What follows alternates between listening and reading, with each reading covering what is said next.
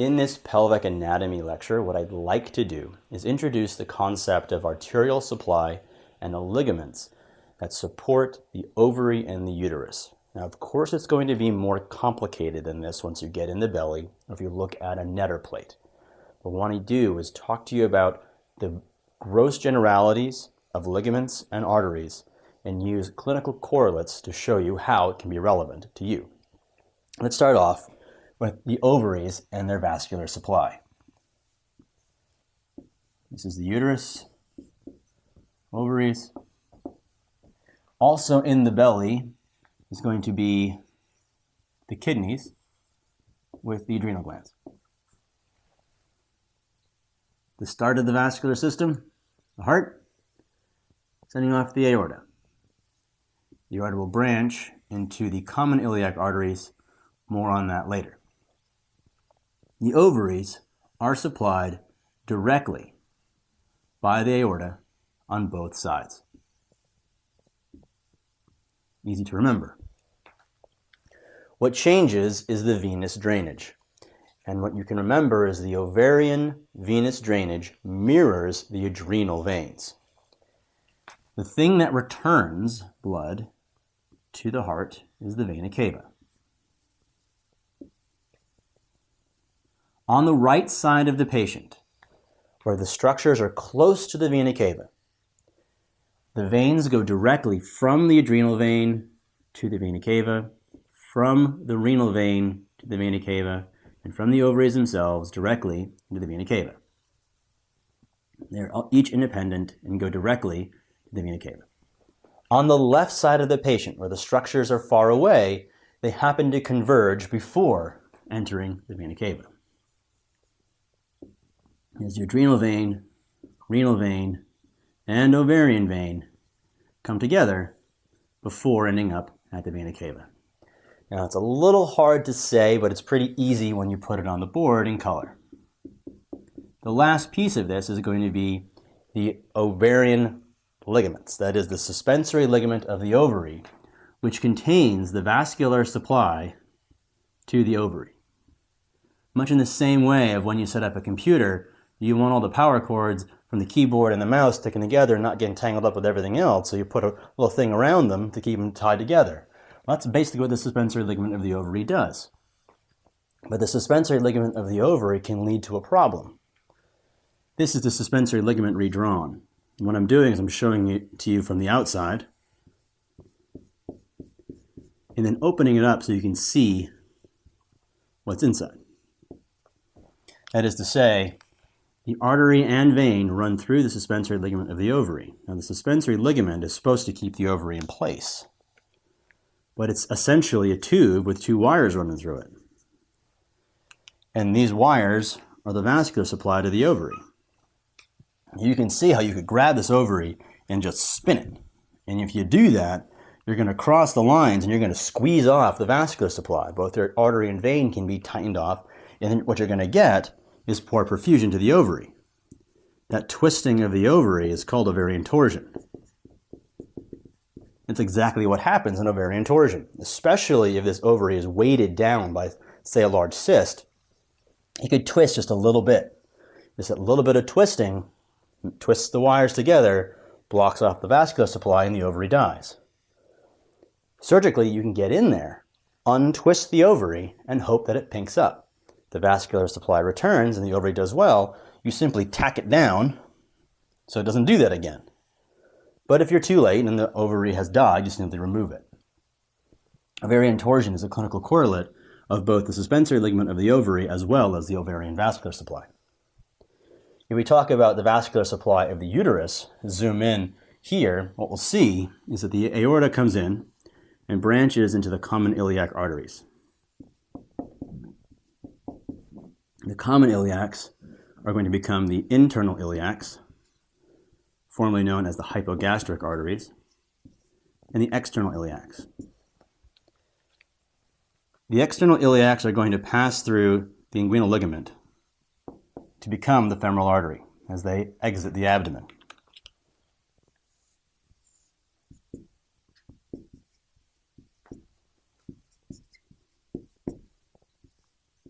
The internal iliac arteries give rise to the uterine arteries.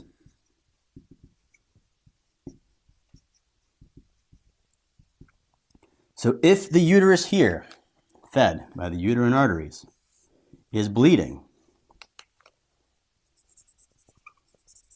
you may need to stop that bleeding surgically.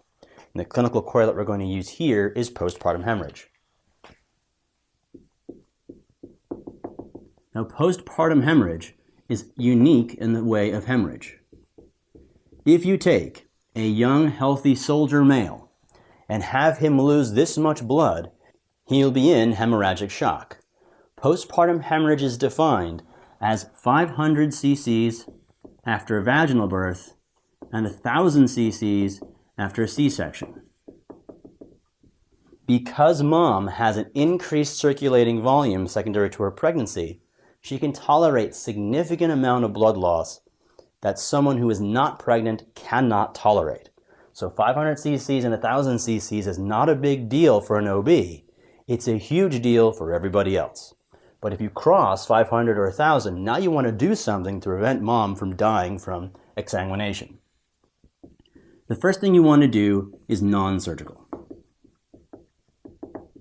And that is going to start with uterine massage. This usually involves putting your fist into her uterus and trying to massage the uterus to stop it from bleeding. If that doesn't work, you may need to step it up to medications. The medications you can use are oxytocin, and oxytocin is the right answer.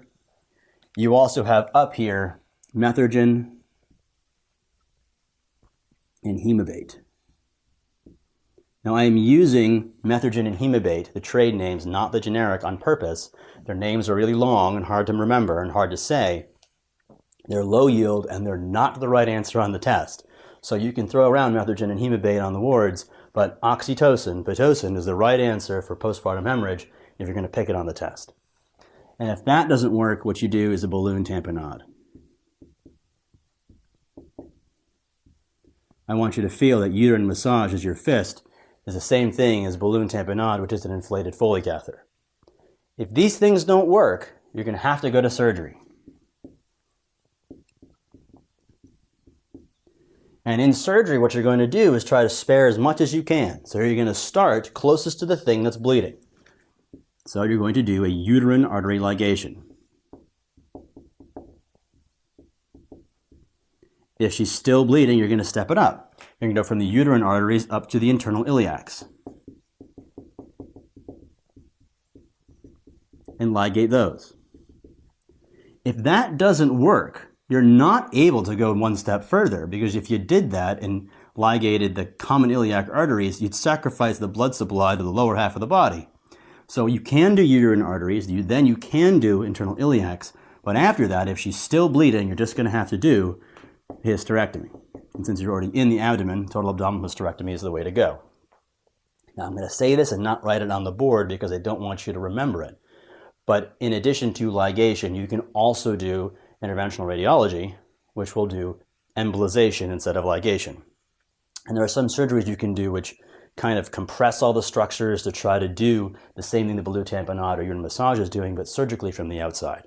For this clinical correlate, what I want you to see is, for the uterine supply of the arteries, uterine arteries can be ligated, internal iliacs can be ligated, but then you can't go up any higher in the tree, so you'll just have to remove the uterus.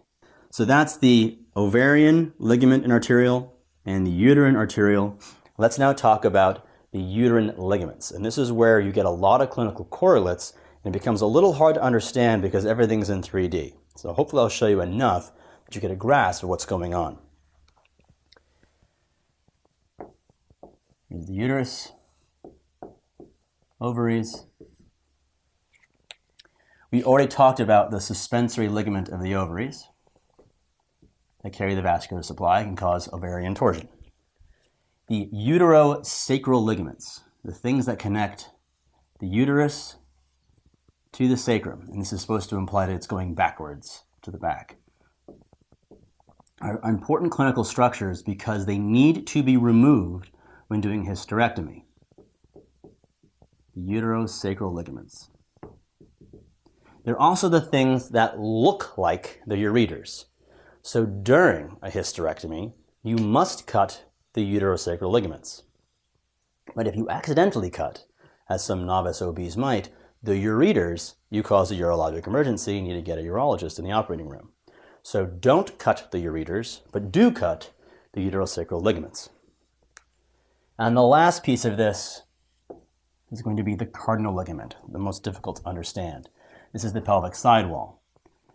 The cardinal ligament is going to connect the uterus to the sidewall to keep it in place side to side. But it also forms an anterior and a posterior portion that keeps everything in place front to back. So this is going to require sort of a perpendicular view. The view you already understand, looking head on, is going to be the uterus. This is going to be a marker of anterior-posterior. You'll see how that becomes prominent in a moment. This is the vagina, pelvic sidewall. The cardinal ligament keeps everything in place side to side. Okay, easy to understand, not a whole lot of clinical correlate there. Anterior-posterior, though, uterus, anterior marker. Anterior to the uterus is the bladder. Posterior to the uterus is the rectum. The cardinal ligament, anterior-posteriorly, is going to keep everything in place. And the correlate here is, if you weaken this ligament, what you get is called pelvic floor relaxation. Pelvic floor relaxation means the things that are kept in line, the bladder, uterus, and rectum, can become out of line and fall down. Pelvic floor relaxation. If the bladder falls down, what you get is a cystocele. If the rectum falls down, you get a rectocele. If the uterus falls down, you get uterine inversion. And all of these are based on pelvic floor relaxation.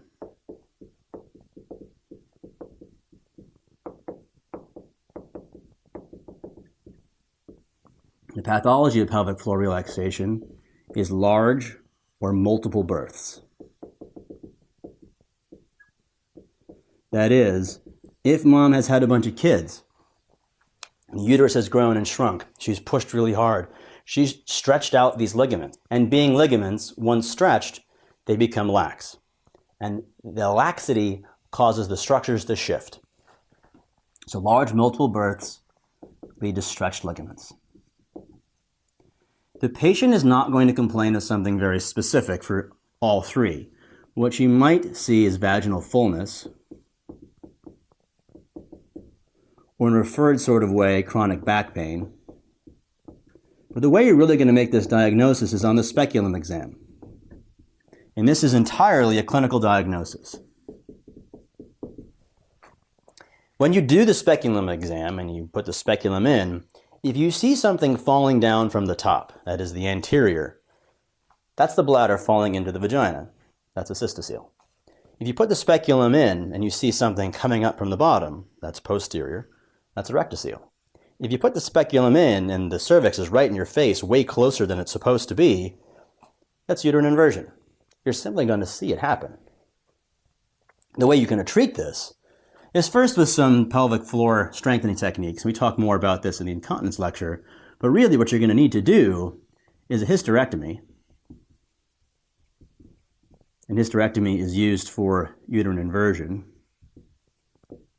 Or you can use colporphyry for rectocele and cystocele.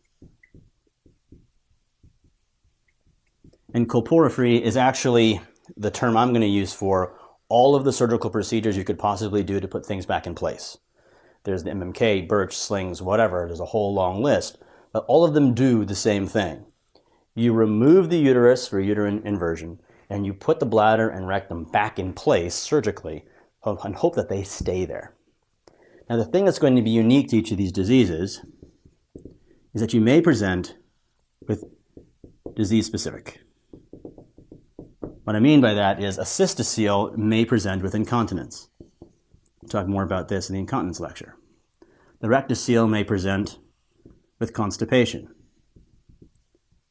constipation that's relieved by inserting 2 fingers into the vagina. And uterine inversion is usually going to present with you seeing it. And so you need to be able to grade how bad the inversion is. This is the normal position of the uterus relative to the vaginal opening. If the uterus is just down into the vagina, but not to the vaginal opening, that's 1. If it is at the vaginal opening, but not outside the vagina, that's 2. If the uterus has progressed outside the vagina, that's 3. And then if there has been full inversion, this is the vagina outside of the body and then an upside down uterus, that's 4. All right, so what we talked about was both the arterial supply and the ligaments of the uterus and the ovaries. For the ovary, they all come together as one ovarian torsion. Spins around, cuts off the vascular supply, unspin it, tack it down. Uterine artery supply has to do with postpartum hemorrhage, and what you want to realize is you can ligate or embolize the uterine arteries first, then the internal iliacs, but after that you simply have to take out the uterus. And the uterine ligament clinical correlate is pelvic floor relaxation, which leads to 3 different diseases: cystocele, rectocele, and uterine inversion, knowing that you need to remove the uterus for inversion and put the bladder and rectum back in place once you find it. The type of person who gets this condition is someone who has large multiple births with stretched ligaments. That is pelvic anatomy.